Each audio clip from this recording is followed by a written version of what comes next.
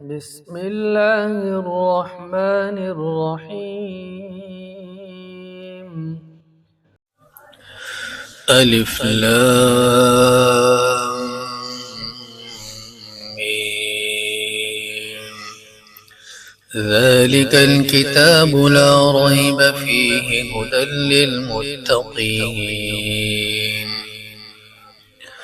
الذين يؤمنون بالغيب ويقيمون الصلاة ومما رزقناهم ينفقون والذين يؤمنون بما أنزل إليك وما أنزل من قبلك وبالآخرة هم يوقنون